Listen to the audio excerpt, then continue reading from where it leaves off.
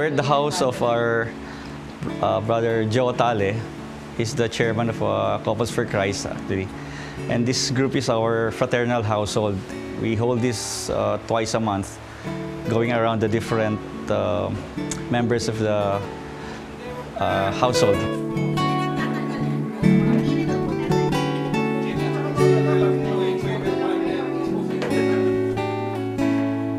My name is Joe Tale.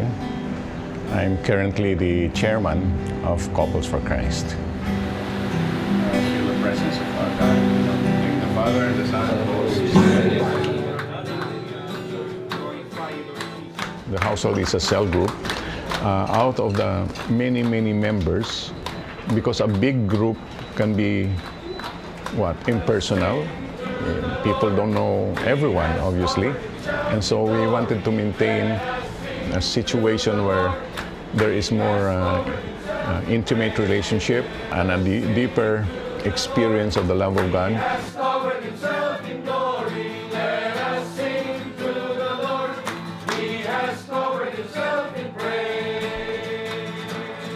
Like dew of Hermon coming down upon the mountains of Zion.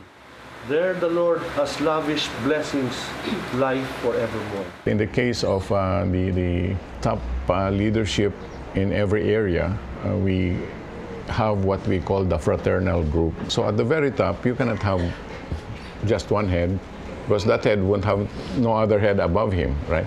So what we say is that at the very top, you have a fraternal group where everyone can act as the head of the other. So there is someone you can relate to, and since you are in one group, you are heads of each other in a way. Guide us and you give us strength. We praise you and thank you. Yes, Lord. Thank you. Brother Manny Garcia and Sister Ditas, they are unique amongst all of us because they are the only one of the first 16 couples who became members of Couples for Christ. So they carry the history of the entire community from the time it was born 35 years ago in 1981. So that's their unique role. They have seen the community all these years. They've seen how it started small, how it grew, and to be where it is right now. I have been in these communities as a Couples for Christ for 35 years. We're just 4 years married then. Buti na lang na-invite kami rito sa community na to. And at karoon kagad ng intervention si Lord sa buhay namin. We had a relationship for 7 years before we got married. Mga ano lang ata ako nung 22, 23. Kaya nga we were young, maraming mga ambisyon. Kaya nung mga first years ng marriage talaga namin was quite stormy na agad. Hindi naman nagsisimba yan eh. Nung in-invite kami, ayaw niyang umattend. Pero sabi ko, gusto ko umattend eh. So hinatid niya ako. Sabi niya, sige, hahatid kita. Pero hindi ako papasok dyan. Hinatid ko siya, bala kong antayin lang sa kotse, malamok sa kotse. Di, umattend na rin ako nung LSS na yon. Natapos ko yung LSS, hindi dahil sa naintindihan ko yung mga talks, hindi dahil sa religious ako. Masarap yung merienda. Pero yung 4 years before community, masasabi ko religious life namin doon was non-existent. Nagsisimba minsan, minsan hindi. Actually, madalas sinahatid ko siya sa simbahan, ako lalabas. Tapos babalikan ko na lang siya. Hindi ko masasabing solid spiritual life eh. It's on and off eh. Wala, nag-enjoy lang ako doon. Tapos nakilala ko na yung mga kasama ko doon sa grupo. It was basically a social thing, hindi religious thing para sa akin. Glory be to the Father, to the Son, and to the Holy Spirit, as it was in the beginning, is now, and ever shall be, world without end. Amen. Father, Son, and Holy Spirit. Good evening.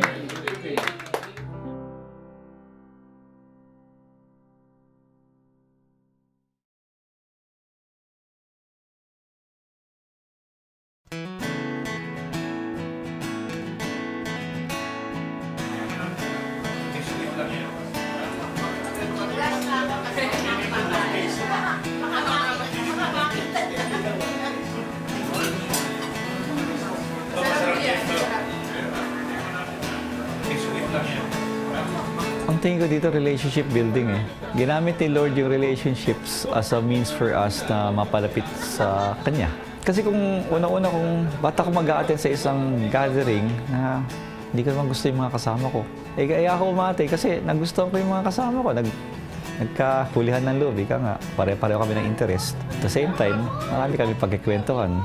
1983, na-register as Couples for Christ Foundation, Inc. Ang vision ng Couples for Christ, families in the Holy Spirit, renewing the face of the earth.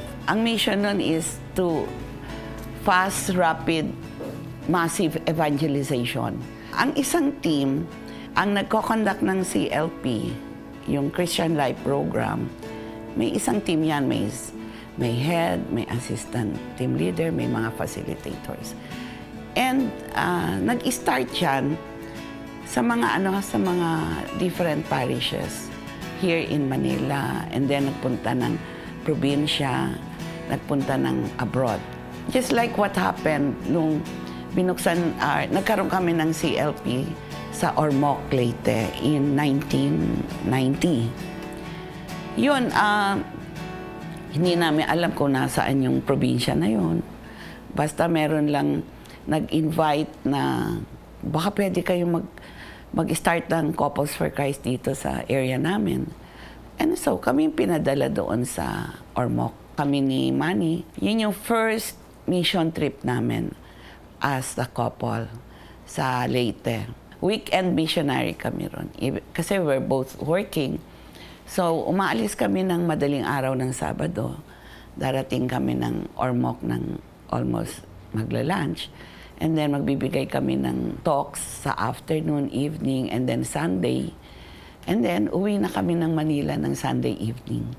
1983, nagkaroon ng first mission sa Hong Kong, outside the Philippines. And then after Hong Kong, India. Kami ni Manny as a couple went out on mission outside the Philippines noong 1994. And we started the Christian Life Program in Brunei. In every household meeting, normally, the men and the women separate because of the discussions. No? First of all, it's good for the separation because of time constraints. But at the same time, there are some issues that the men can discuss among themselves better, and the women can discuss among themselves better. So this is normal in a household meeting, that the men have separate discussion groups, and the women also have separate discussion groups. And this is what we're doing right now. Building physical capability, contribution of kind of insecurity. About one is physical ability. The second is two people still need me. When CFC separated from Ligaya ng Panginoon in 1993, that was when the family ministries were conceptualized, because we were on our own, and we had to have our own program for the children of CFC members. Yung Kids for Christ, the Youth for Christ, and the Singles for Christ were the first to be formed and organized. And it was meant to initially cater to the children of Couples for Christ members.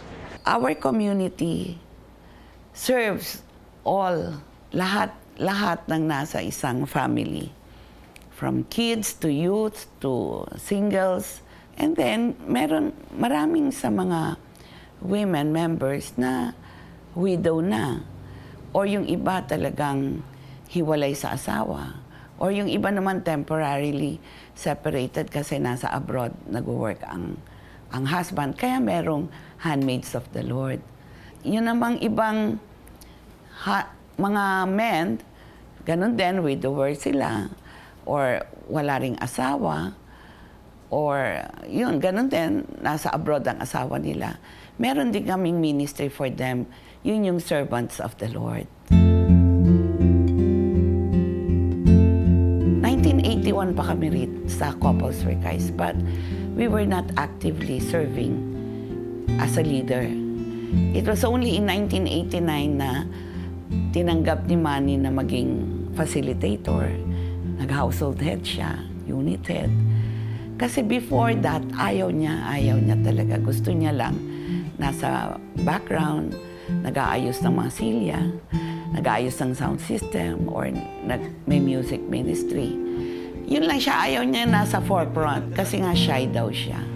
Araw-araw, Lord, tulungan mo ako na hindi uminit ang ulo ko. Pagpasensyaan ko sila. Maaaring hindi ko nilulunok lahat ng sinasabi. Pero enjoy ako yung community.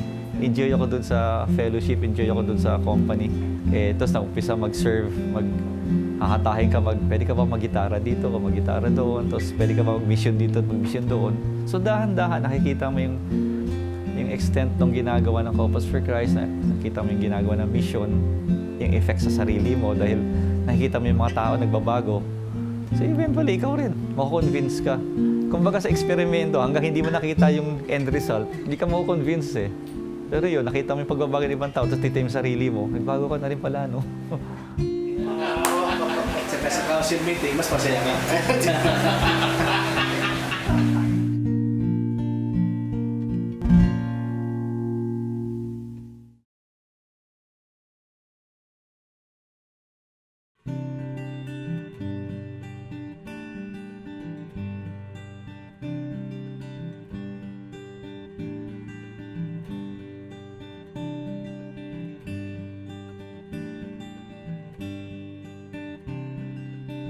My name is Bernie Cuevas. I'm a member of the Handmaids of the Lord. I have been with Couples for Christ since 1985 actually.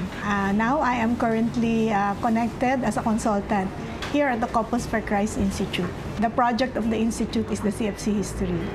Ugnayan was there from 1983, but it was just a newsletter before.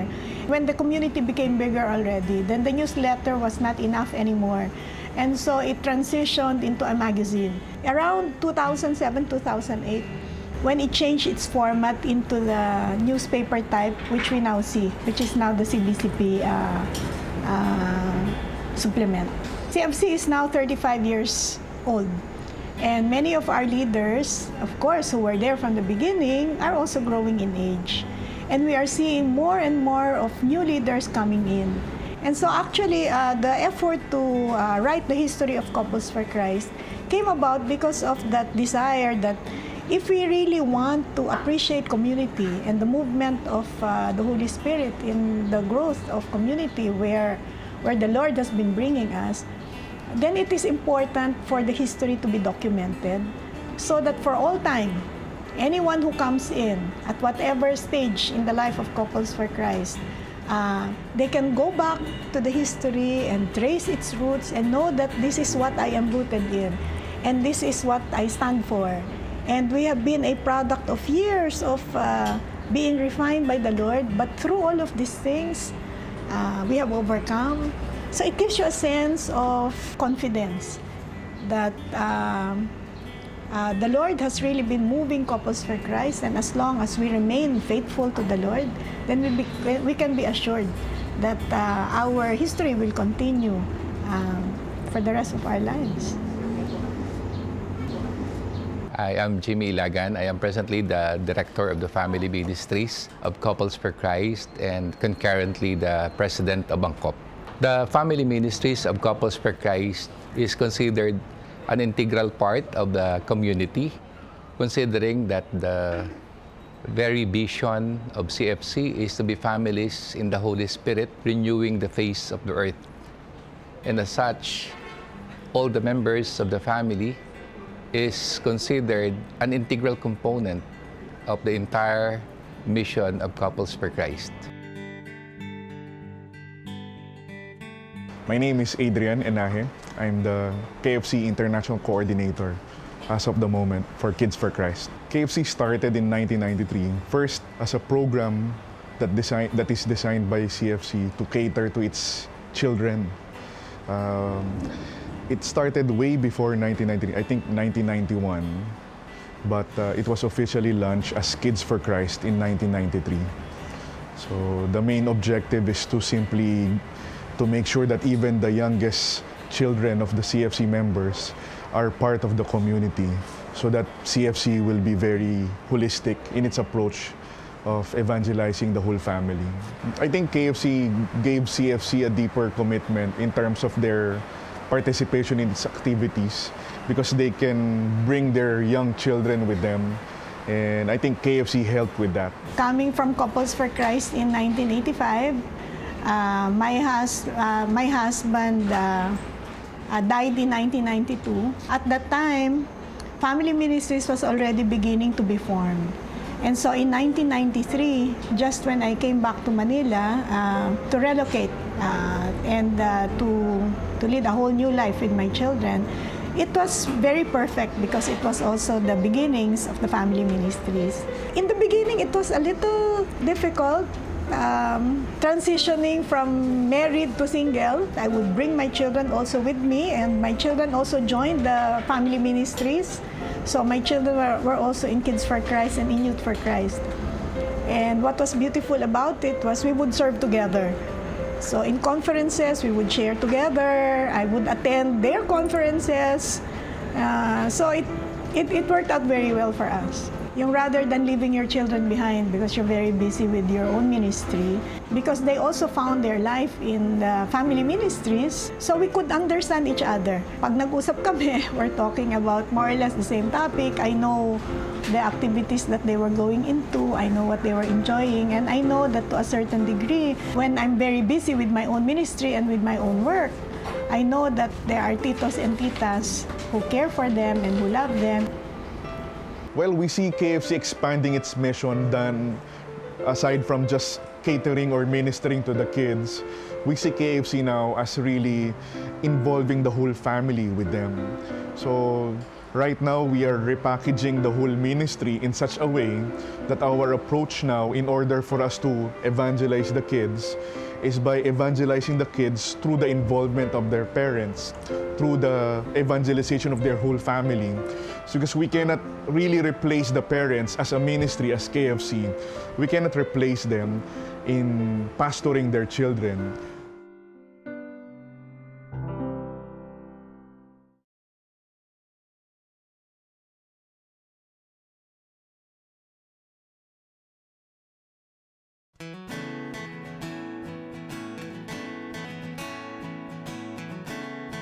Happy 35th Anniversary CFC!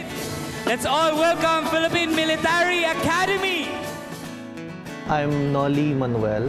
I'm a full-time pastoral worker for CFC, and I'm the international coordinator of CFC Singles for Christ.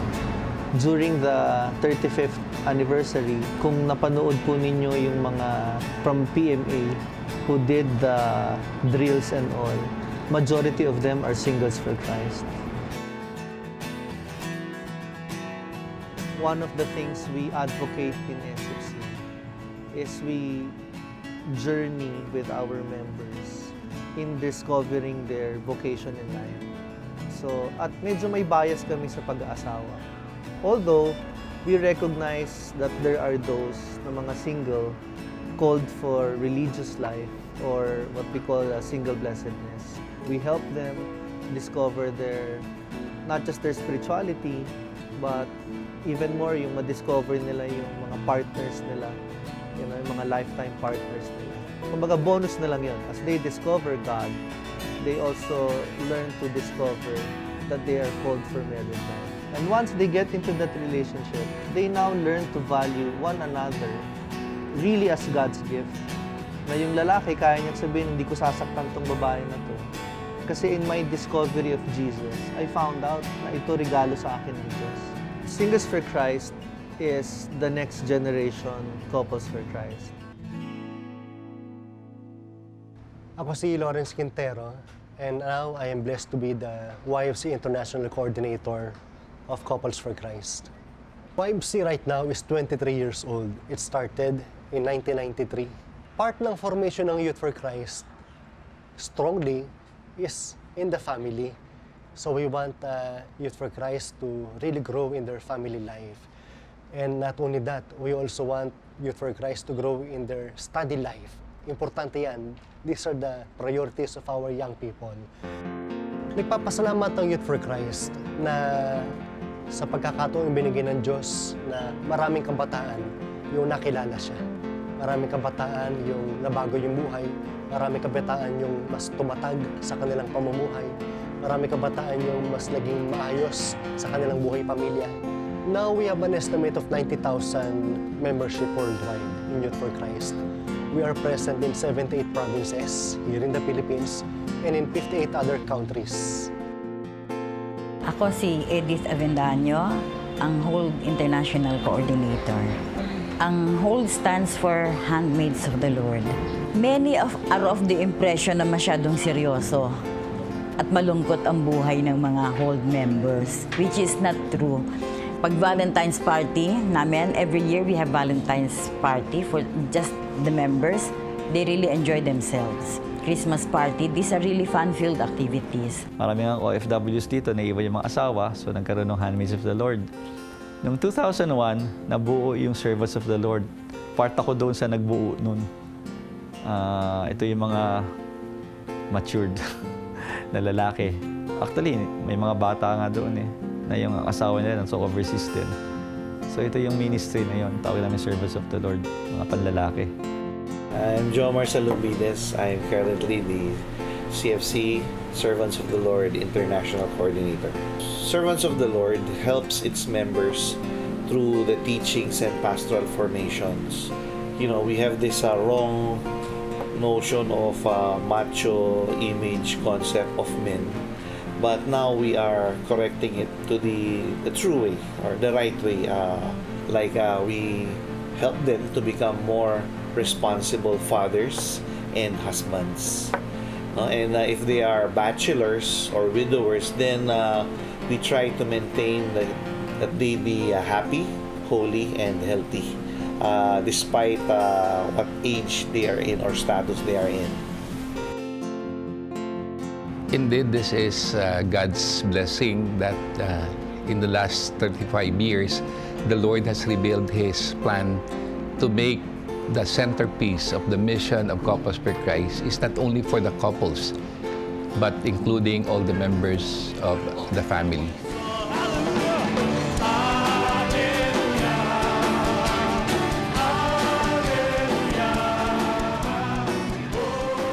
Being in the community for 35 years now is a great blessing for me personally. Our life is not a bed of roses all throughout the 35 years. Napakarami naming dinaanan na difficulties, challenges, ang dami, struggles. Nalakpasan namin lahat ito because of the support of brothers and sisters of this community. Pinagugutan ko rin ng lakas kasi yung magulang ko. Gusto ko rin sumunod sa yapak nila. So gusto ko rin maging missionary. Naintindihan ko na ang sarap pala magsilbi para sa Panginoon. Ang sarap ng pakiramdam na tumulong sa kapwa. Ang sarap ng pakiramdam na dalhin yung mga tao palapit kay God. After 35 years, kita mo yung tagsa ng tao. Ang pinaka-highlight, no, natutuwa ko sa anak ko Kasi yung anak ko, nandun sa stage, kasi sa praise fest na, sa gilid lang siya, na nagtatataas ng kamay, nagtatatalon at nag-praise and worship. Para sa akin, sabi ko, ito yung legacy na naiiwan ko. Yung anak ko, very, very involved sa community. Couples for Christ is a way of life. Whether in community or out of community, CFC ka May sticker ka sa kotse, may pin ka, na pag nakipag-deal ka sa tao sa labas, alam mo, community ka, so ingat ka rin na hindi mo sisirain yung dala-dala mong pangalan ni Kristo sa buhay mo Laging sinasabi nga ni Ditos In the end, dito na kami mamamatay. Ako si Manny Garcia, isang member ng Couples for Christ, at ito ang aking istorya.